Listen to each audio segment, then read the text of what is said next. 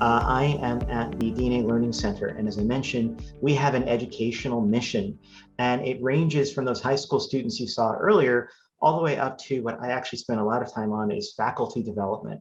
So hopefully training and teaching and equipping those people who will be preparing the next generation of researchers and hopefully data savvy researchers.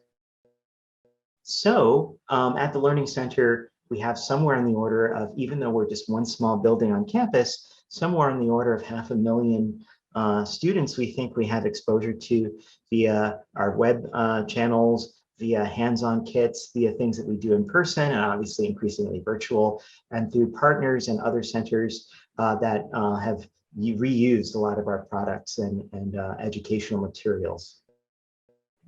So what are some problems I work on? If we go to the next slide, I'll sort of drill down but I tried to summarize it by saying really helping researchers and educators learn how to use data and computation. With biology, it's been about 40 years since we've gone from the very first nucleotide sequences to, again, the level of high throughput, high data intensive sequencing.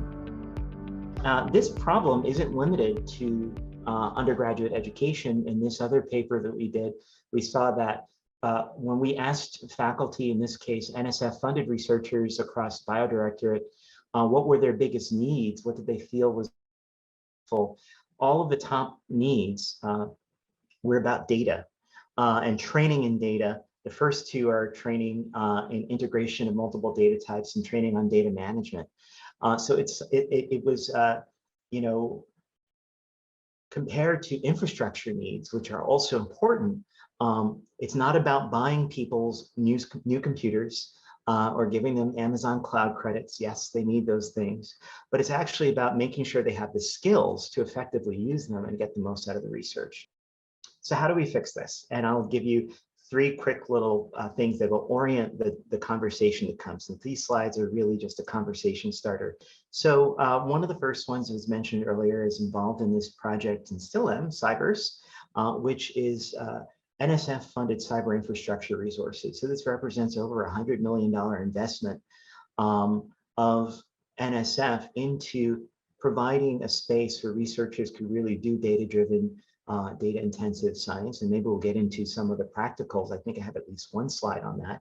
If we go to the next slide, I've stolen, properly credited, an image I always liked from Roger Pung's 2011 paper in Science, which I think is the sort of reproducibility spectrum. The traditional model of publication is your paper is in print, hopefully in Cell and Nature, Science, whatever you want, and then that's it.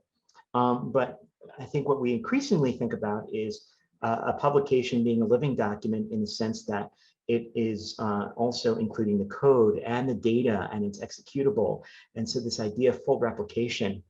Layered beneath that is just showing you little bits and pieces, I don't know how much we'll get into the weeds, of what CyVerse has done to try to provide you in combination with other technologies and an ecosystem of enabling capabilities to say that it is possible for a researcher to sort of have a common interface to these tools or have them play nicely together.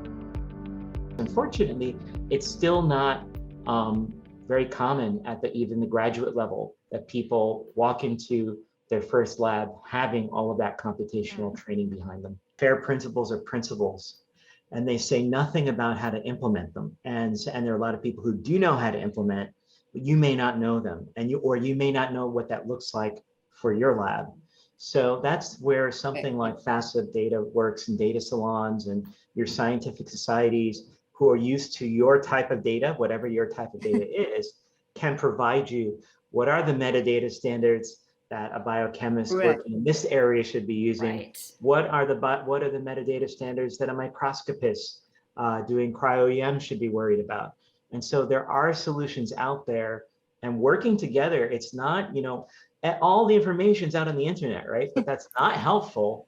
Often as having a colleague or group, which now constitutes a community of practice, where you can learn from others and know which pieces of information are really right for you. So you can spend, instead of spending 3 hours looking around at what's the right manual to read, your colleague who does very similar work says, oh, this protocol was really important, or this paper or this tutorial. So that's part of the human element of getting people over that information. It becomes noise because it's so much. So you have to protect people from the irrelevant information they don't need so that they can find implementable solutions.